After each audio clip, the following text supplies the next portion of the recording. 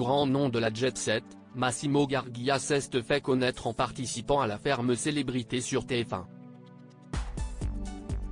Une célébrité médiatique qui s'est peu à peu estompée, faisant retomber ce dernier dans l'anonymat et lui procurant désormais une trop petite retraite à son goût, comme il l'a expliqué sur le plateau de Jordan Deluxe. Organisateur d'événements italiens, Massimo Gargia s'est fait connaître, auprès des Français, en participant à la ferme célébrité sur TF1, en 2004, soit à l'âge d'or de la télé-réalité. Une émission qui a changé sa vie comme il l'expliquait en mai 2022 au journaliste Jordan Deluxe. C'est ça qui a changé ma vie au fond, confiait celui qui va fêter ses 83 ans.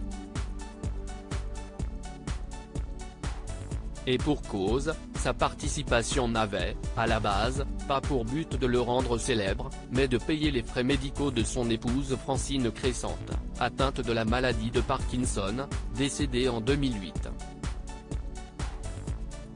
Avant, je n'étais connu que dans le milieu de la jet set. J'ai eu 8 millions de lettres, de fans, note de la rédaction. C'est drôle comment le public a aimé mon attitude. Dans le programme culte de l'époque dont le premier épisode de la saison 1 avait attiré pas moins de 8 519 360 téléspectateurs, Massimo Gargia refusait de mettre la main à la pâte, ou plutôt dans la boue, c'était inutile et ridicule de faire semblant de travailler quand on n'aidait pas. J'ai décidé de ne pas le faire du tout, avouait-il à Jordan Deluxe, rappelant ainsi son personnage. Depuis 2017, le clubbeur est devenu membre de l'élection de Mister France. Et son nom est quelque peu retombé dans l'anonymat, ce qui lui permet, aujourd'hui, de n'obtenir qu'une trop petite retraite. Massimo Gargia aidé financièrement par ses amis milliardaires invités sur le plateau de Jordan Deluxe dans son émission éponyme chez Jordan, Massimo Gargia a répondu, non sans difficulté, à la question « Quand on s'appelle Massimo Gargia, combien on gagne de retraite aujourd'hui ? Alors ça je refuse. Si est trop petit pour moi.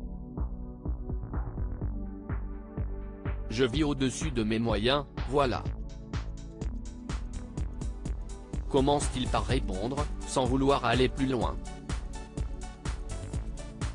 Et d'arriver à avouer timidement, 1500 €, si est très peu, je dépasse beaucoup, je suis comme, Françoise Sagan.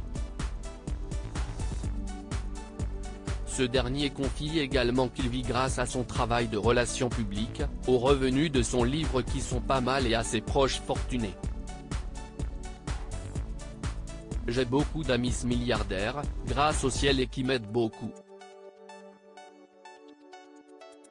Je suis fatigué de parler des milliards parce que mes amis parlent toujours des milliards, et moi je n'ai pas, lâche-t-il, mi-lassé, mi-chanceux d'être bien entouré. Des confidences inédites pour cet homme, dont la fortune a toujours intrigué.